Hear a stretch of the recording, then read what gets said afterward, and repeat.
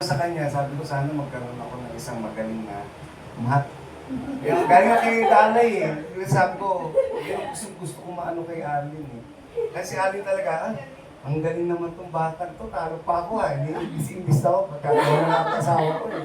Nagbasa kasi hindi naman ako talaga na naging experience sa pag-i-imbis ng ako. Di ba, Ton? Ako, di ba, nakapunta tayo ng papa, nagkakagsalita ng English. Lahat siguro, ano na ako ni Mamo eh. Pero to si Allen, siya kasi si Mike, sa totoo lang, class, class. Ganito yan. Merong nanliligaw talaga kay Arlene, si, Ken Mark Di Vera. English, sabi, ganda ng boses ito.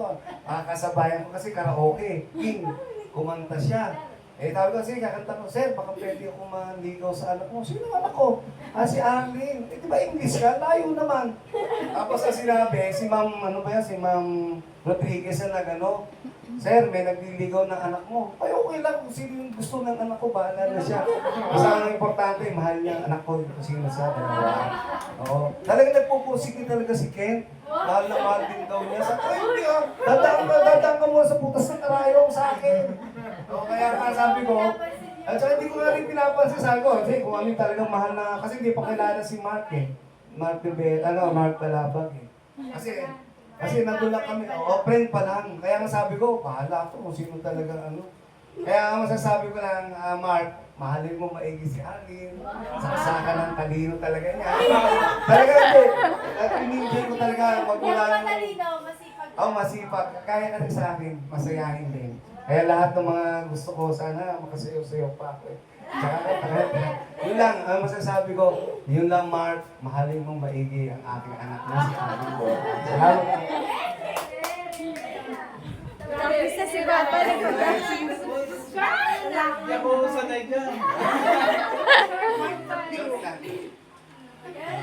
Ang masasabi ko lang sa inyo, minsan hindi maiwasan talaga na nag-aaway kayo. Pero kung pwede lang, pag mag-dagdag ng kabila, tahimik ka lang isa. Huwag ka sasagot. Mas maganda yun pag hindi mo sinagot. Pag magsalita yung isa, huwag ka sasagot. Mas maganda yan. Magigilty siya eh. At saka huwag na kayo manakit sa kapwa. Magyan sa kapwa, huwag na kayo manakit. Pag magsalita yung isa, tahimik ka lang. At tapos pag isa na salita, tahimik ka lang. Mas maganda nga yan. Lalong hindi hahabang away nyo. Ay, kaya hindi yun. Kasi tabi siya magkakita. Ako naman, as I observe, parang kayo, in general, meron kayong similarities. Personality-wise, in terms din ng intelligence somehow, kasi parehas kayong mathematician. Ang ma-encounter nyo lang dyan, kung yung isa over, yung isa lower, o parehas na over. Pero it seems, meron namang nag-give in. I do not know kung sa umpisa, hopefully dapat up to the end, gano'n. Kasi parehas kayong, anong age pa lang kayo? 28. Wala pa kayong 30. So young pa rin. Kahit sabihin mo nandun na kayo sa after the 25 years, still, maraming kayong journey na may encounter mo. Ang importante at the onset, yung character, pag the moment na nag-decide kayo na kayo, somehow, meron kayong similarities, meron kayong pinagkakagustuhan at necessarily physically, mentally, spiritually, lahat ng aspect. Meron na doon, may percentage. Kapag tinotal mo yan, generally magja-jive kami. Ang magiging issue na lang dyan, as you go along. Kapag kayo na mismo, na andyan na, nagka-baby, nag-birthday, nag-anak, nag-isa, naging dalawa, and then as you grow older. May mga, tama yung sinasabi ni Errol, na pag mayroong conflict, one has to give way. Hindi pa pwedeng, although sometimes nagkakaroon ng discussion. Actually, dapat i-welcome yung discussion. Why? Kasi parehas kayong intellectually knowledgeable Yeah, eh. lagi kami nagtatalo. Mahirap yun. Right. Okay lang Pero yung after, isa, siya naman lagi nagsasabi. kasi sa educational level, somehow, nag-judge kayo eh. So, natural, merong ano yun. Merong instances na merong discussion.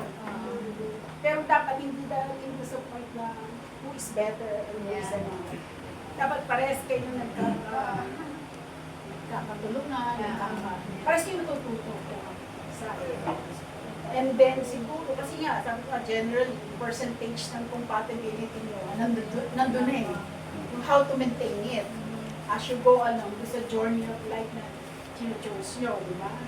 As married couple, and then as parents, and then as what else? Sister-in-law, brother-in-law, and then nakasurround pa sa inyo. Marami yan.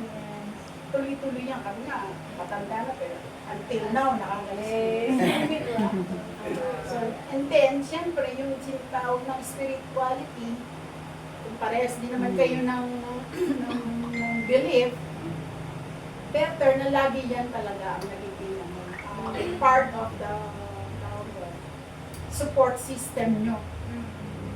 Kasi ang tayo, limited yung knowledge natin. Kailangan natin yung kahit about.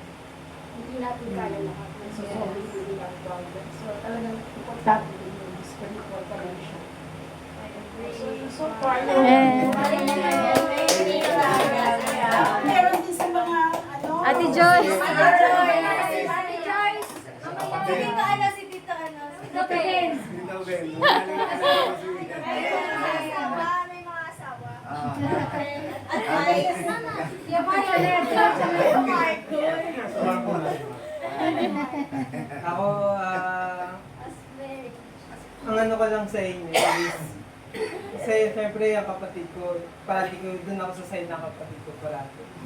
Kung mag-aaway kayo, dun ako sa kapatid ko. Kahit anong ugali ng kapatid ko, dun pa rin. Ang ano ko lang sa inyo, huwag na huwag kayong magsakitan, mag-aaway. Kasi, actually, dun sa batas na, sa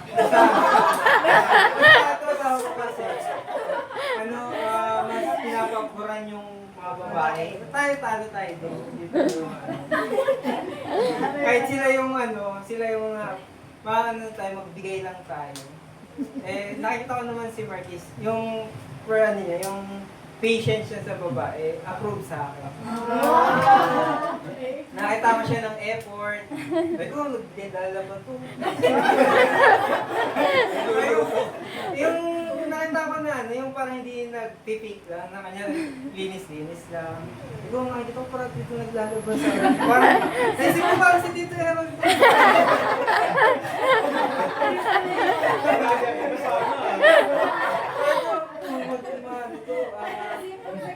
Nakikita ko, parang Tito Bless, Tito Harold.